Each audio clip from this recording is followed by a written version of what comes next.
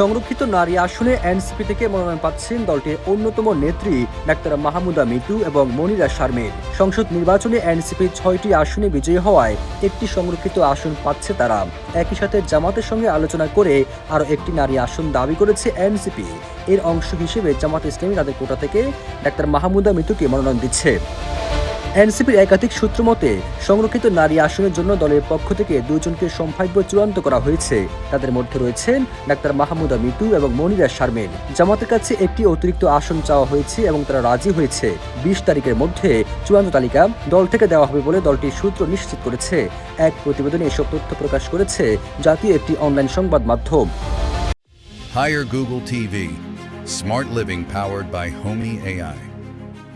ওই প্রতিবেদনে আরো বলা হয়, এনসিপি কেন্দ্রীয় নির্বাচন পরিচালনা কমিটির মিডিয়া সেক্রেটারি ইয়াসির আরাফাত জানান, সংরক্ষিত নারী আসনে প্রার্থীর ব্যাপারে দলের শীর্ষ পর্যায়ে এবং জোটের সঙ্গে আলাপ আলোচনা চলছে, তবে এখনো চূড়ান্ত হয়নি। নির্বাচন কমিশনের নিয়ম মেনেই আমরা কাজ এগিয়ে নিয়ে যাচ্ছি। সময় হলে দলের পক্ষ থেকে চূড়ান্ত প্রার্থীর নাম ঘোষণা করা হবে। এদিকে জামাত ইসলামী সহকারী সেক্রেটারি হামিদুর রহমান আজাদ জানান, জোটের 13টি সংরক্ষিত নারী আসনের মধ্যে এনসিপি একটি পাবে। জোটের কারণে এনসিপিকে আরও একটি বাড়তি নারী আসন দেওয়া হবে। জাকপাকে একটি নারী আসন দেওয়া হবে। এছাড়া জুলাই যুদ্ধে নিহত একজন শিশুর মাকে আমরা মনোনয়ন দিচ্ছি। নির্বাচন কমিশনের তফসিল অনুযায়ী সংরক্ষিত নারী আসনের ভোট গ্রহণ হবে 12 মে। মনোনয়নপত্র জমা দেওয়ার শেষ সময় 21 এপ্রিল, যাচাই বাছাই হবে 22 ও 23 এপ্রিল।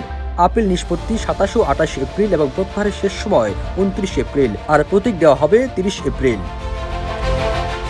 সবুজ আলম, নিউজ ডেস্ক, ইত্তেফাক।